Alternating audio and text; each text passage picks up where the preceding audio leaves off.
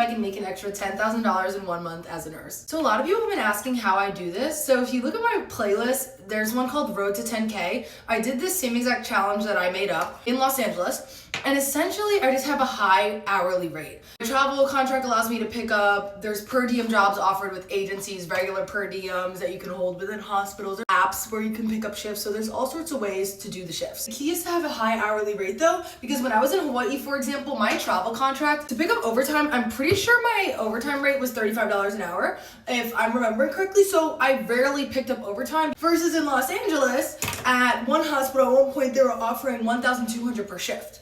So it was a quick bag anytime I went to work. And then in LA, I had multiple per diems through multiple agencies, and I was doing a contract, all sorts of things. So that's essentially how you make the money. How I physically do it is I just show up. The key is really just to have routine, be disciplined, and meal prep. Meal prepping is everything. So I've low-key run out of clothing, and I've run out of food. So today I have like just enough for today. And then tonight I'll come back. Before I go to the gym, I'll throw in laundry. Then after the gym, I have a few things that I can make to meal prep. What I usually do is like pick a meat for the week. Like this week I picked ground beef, and then I make meals around that. So I was able to do burger bowls, and I'll make a quick like meat pie. It sounds disgusting, but it's a crust roll with meat in it. It tastes so good. I got it from Jess Kinsey, and it's literally my go-to recipe. Since the meat's already done, like I just pop that in the oven. By the time I'm done showering and get myself together, it'll be done. And then quick fruit and veggie smoothies, and then pasta for lunch. And then I've also made chicken, and I put chicken in the pasta to have some extra protein. So it's like, you have to be thinking in advance. You can't just be like, yeah, I'm gonna work 10 shifts in a row and have no plan. Like, you need to have a plan.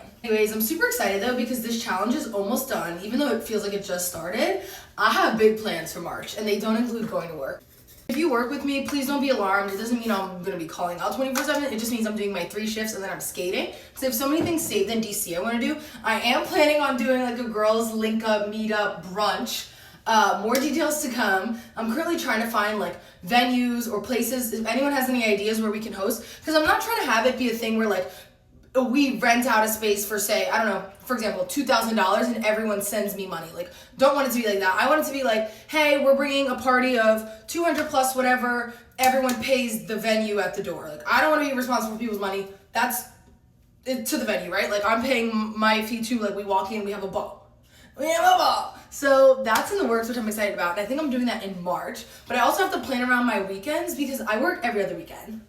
It's kind of tragic, but that's most contracts. So I'm trying to like organize a weekend. I don't know. I'm really excited for that though, because I feel like the DC girls get down, and so far everyone I've met has been so cool. Definitely gonna throw a jacket over this because I don't really know how they get down on day shifts, and I don't think a purple shirt that says nurse is gonna cut it. But I do have my navy scrubs on, and yeah, I'm gonna head to